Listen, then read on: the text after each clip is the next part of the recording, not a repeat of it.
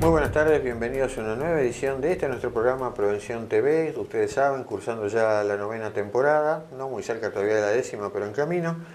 Seguimos dedicándonos en el programa de hoy a los temas quirúrgicos, a la laparoscopía de vuelta, pero con una indicación, no voy a decir revolucionaria, pero sí reciente, relativamente reciente, que es el tratamiento quirúrgico del reflujo gastroesofágico. Entonces, luego de un breve corte, vamos a estar una vez más con el doctor Matías Quesada para que nos ilustre sobre el tema. Bueno, tal cual lo prometido en el primer bloque, estamos con nuestro cirujano de referencia, como dijo Javier en un programa anterior.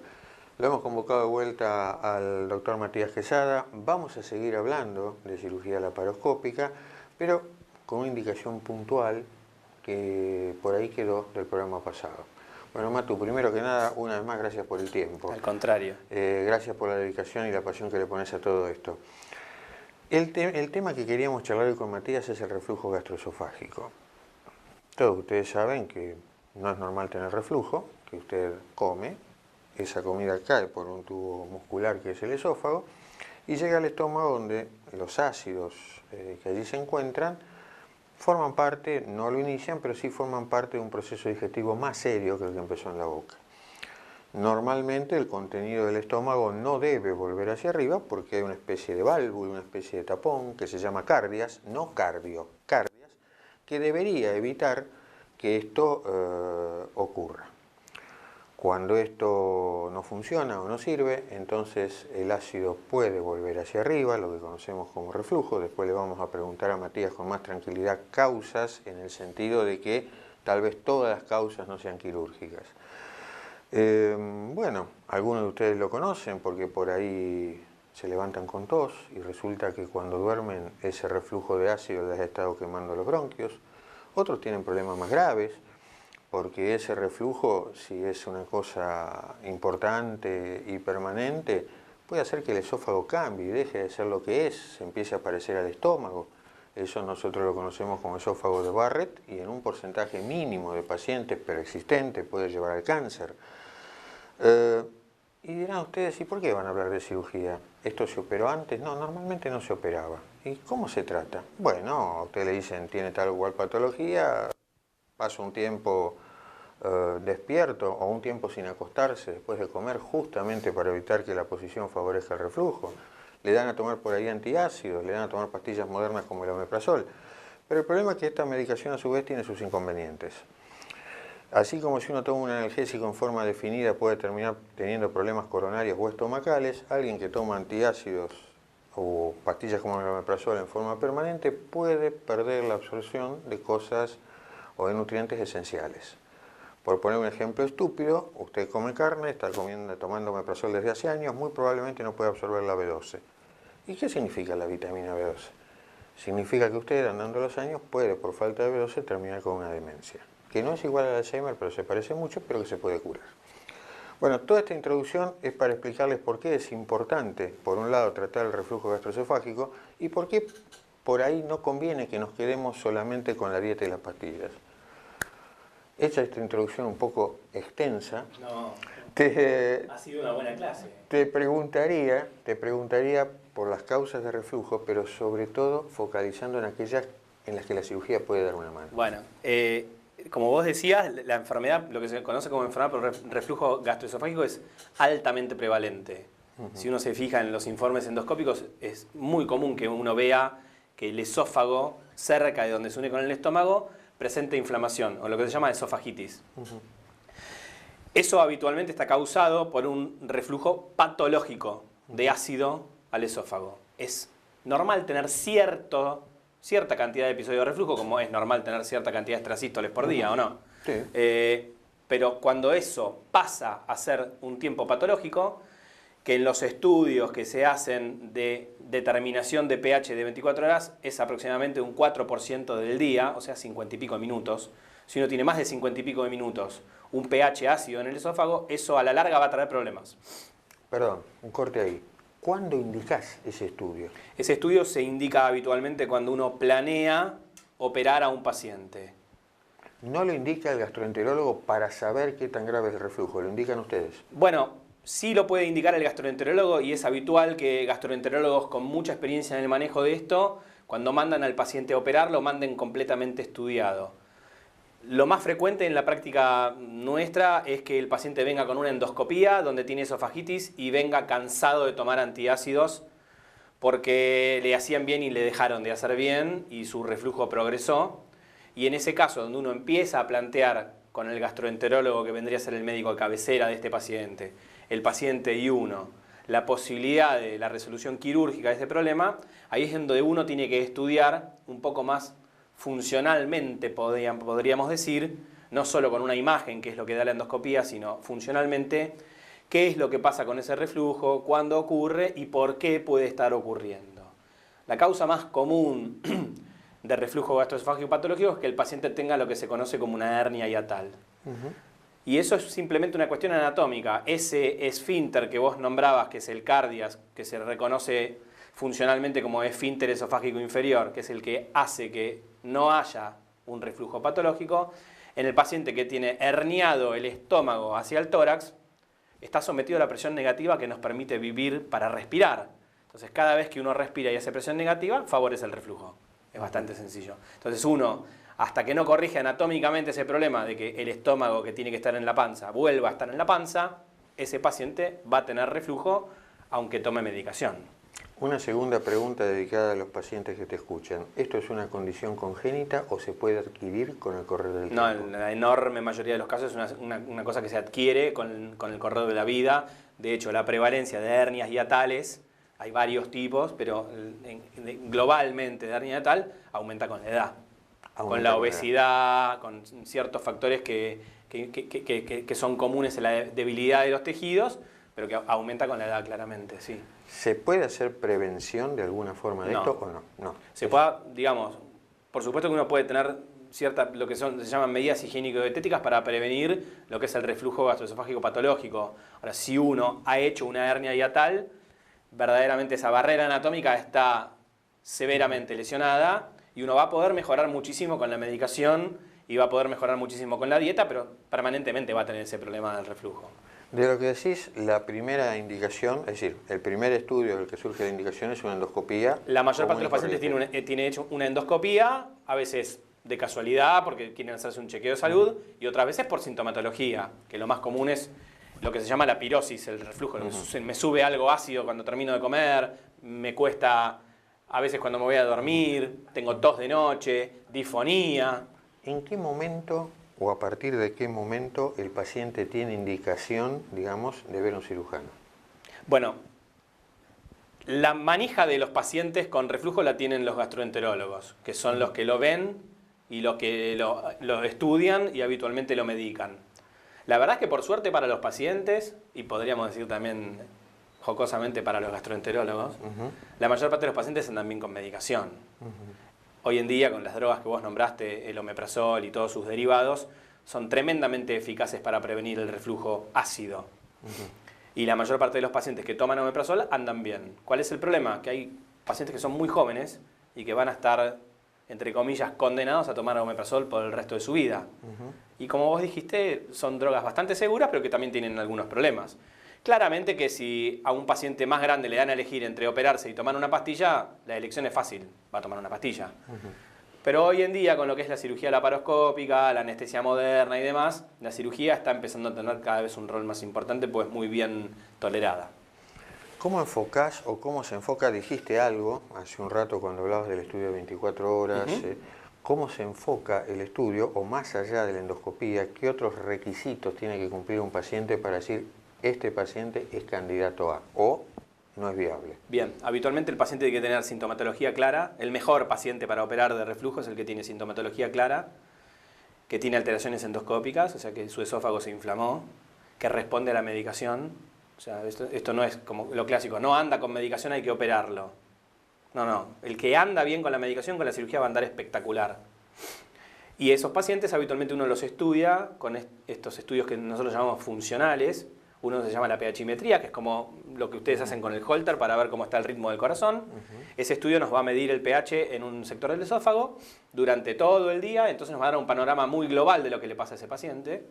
Y después hacemos otro que es destinado a medir las presiones de esos esfínteres que vos nombrabas, porque la mayor parte de los pacientes va a tener ese esfínter, lo que llamamos nosotros flojo, hipotónico, que no sirve para prevenir el reflujo. Si esas condiciones se dan todas, es donde tenemos mayor chance de provocarle un gran bien al paciente sometiéndolo a una cirugía antirreflujo. Si el paciente, vamos a lo que dijiste recién, hiciste la salvedad muy clara, el paciente anda bien con medicación, va a tener un buen postoperatorio.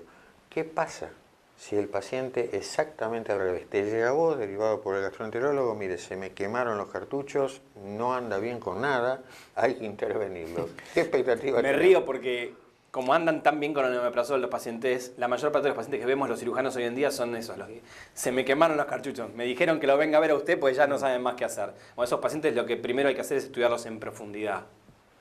Estos estudios funcionales son muy importantes. Déjamelo ahí porque me están pidiendo un corte. Vamos. Y me contás los estudios a posteriori.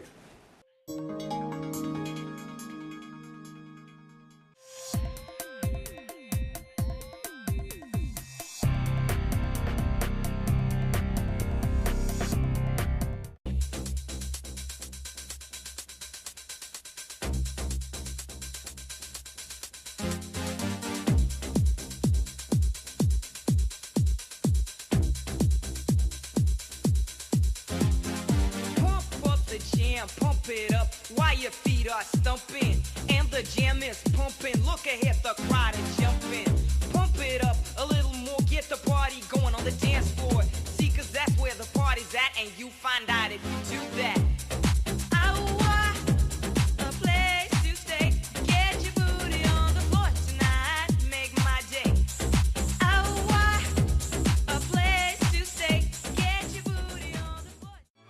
Somos FEMEVA Salud. Te ofrecemos la mayor y más amplia cobertura. Visita nuestra nueva y moderna sede, donde podrás conocer planes a tu medida, utilizando tus aportes o afiliándote de forma directa. Llámanos al 0800-333-3032. Bransen 309 en Quilmes. Superintendencia de Seguros de Salud. RNMP 414124.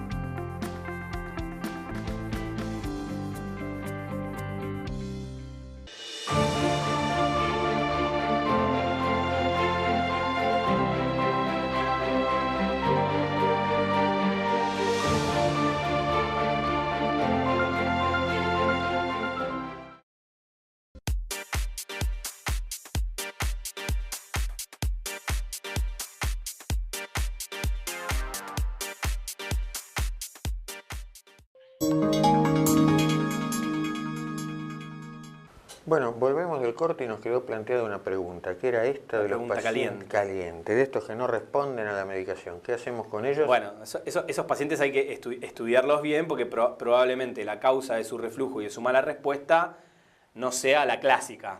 El clásico paciente anda bien con la medicación que se llama antisecretora, omeprazol. El resto de los pacientes uno tiene que por ahí estudiarlos un poco más, los que no responden, pues podrían clasificar con lo que se llama un reflujo atípico. Que a veces su reflujo no esté causado por reflujo ácido, sino por reflujo alcalino, el reflujo de bilis. Que su problema no sea que tienen reflujo, sino que su estómago se evacúa mal, lo que se llaman las gastroparesias o retardos de vaciamiento gástrico.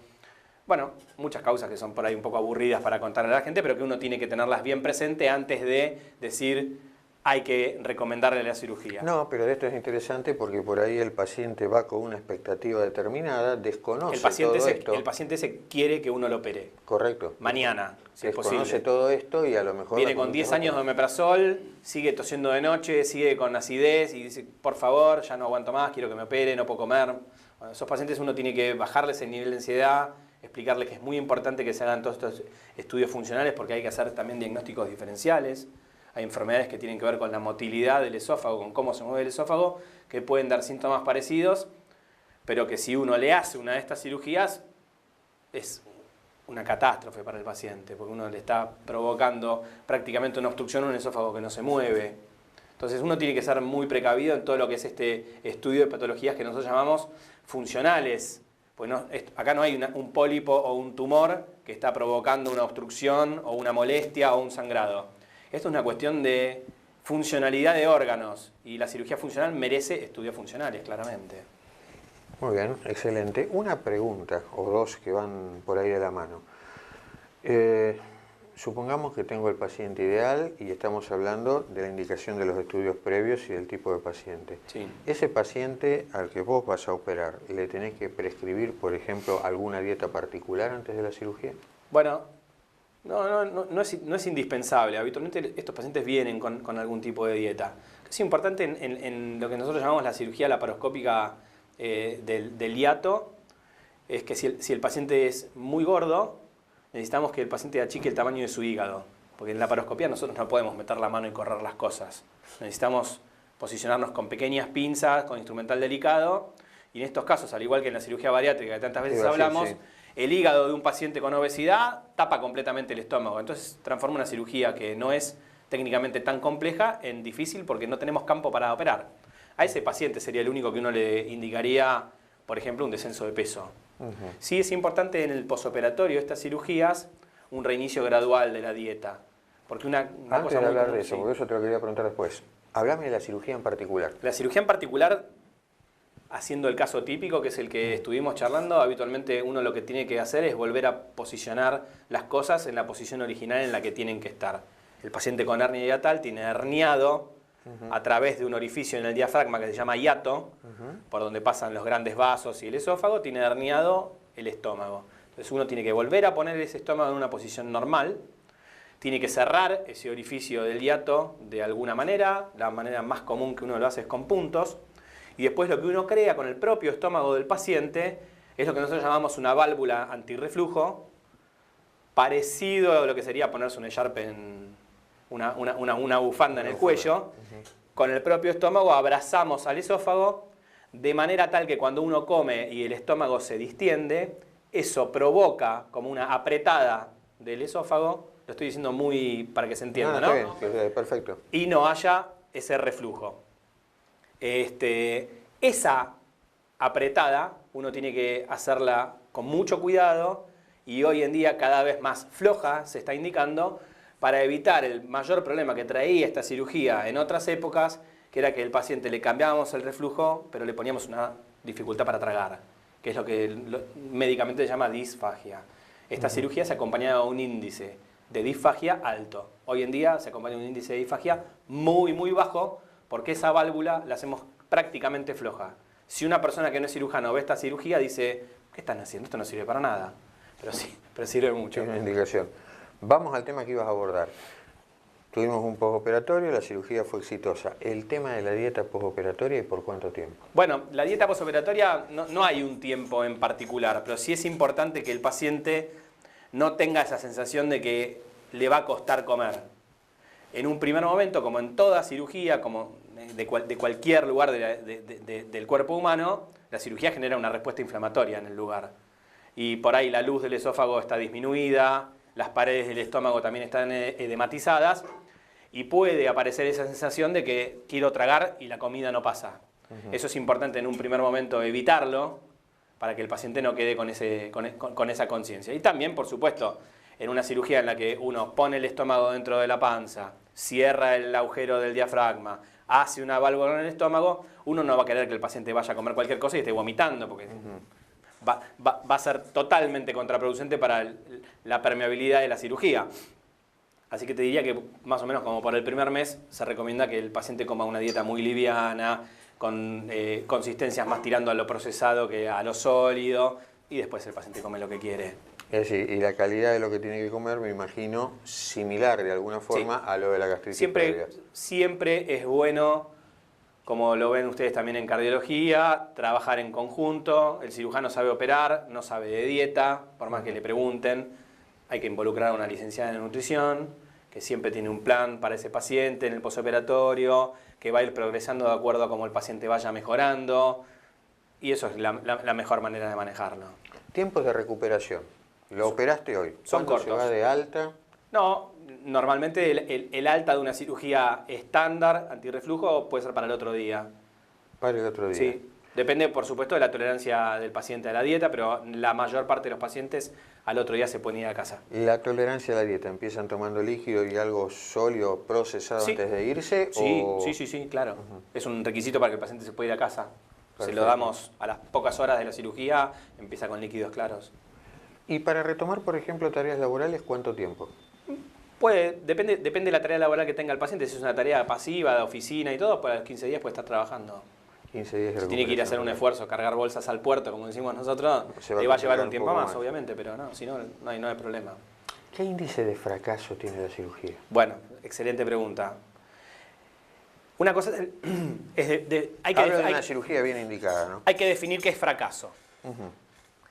Hay pacientes que van a seguir teniendo algunos síntomas, pero que si uno, por ejemplo, los controla con endoscopía, esa esofagitis que tenían, que es lo que es peligroso, que es lo que puede llevar en un caso avanzado a hacer lo que vos comentaste, que es el esófago de Barrett o el cáncer, habitualmente no la tienen. Entonces, bueno, el paciente puede decir que tiene algún síntoma todavía, pero la esofagitis que tenía no la sigue teniendo. Entonces, hay que ver cómo es el fracaso.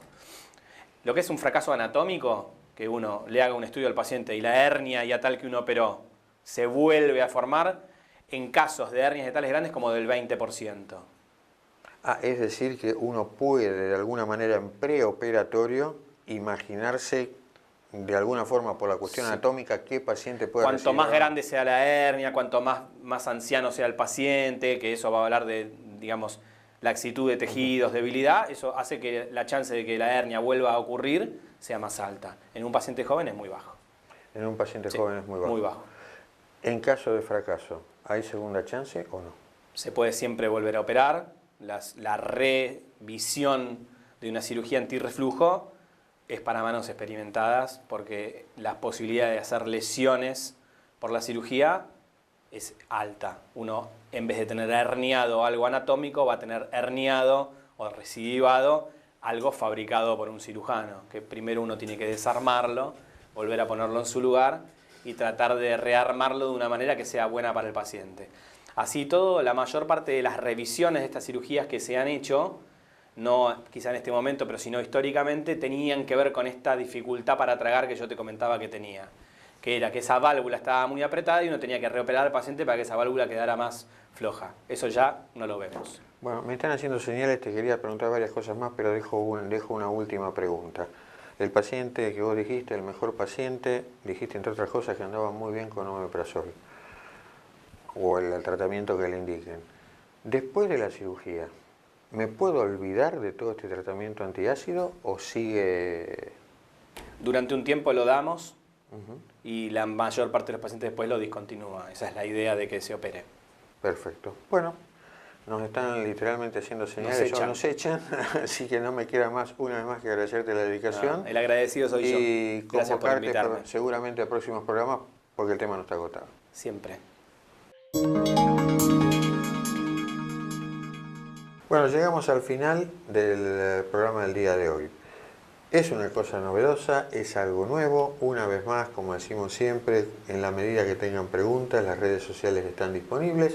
Esperamos que les haya gustado, esperamos que aquellos que tengan este problema sepan que tienen abierta una puerta más, llegado el caso. Sin nada más que esto, ojalá tengan una muy buena semana y los esperamos dentro de 7 días en una edición más del programa. Muy buenas tardes y hasta dentro de 7 días en una nueva edición de Prevención TV. Hasta entonces.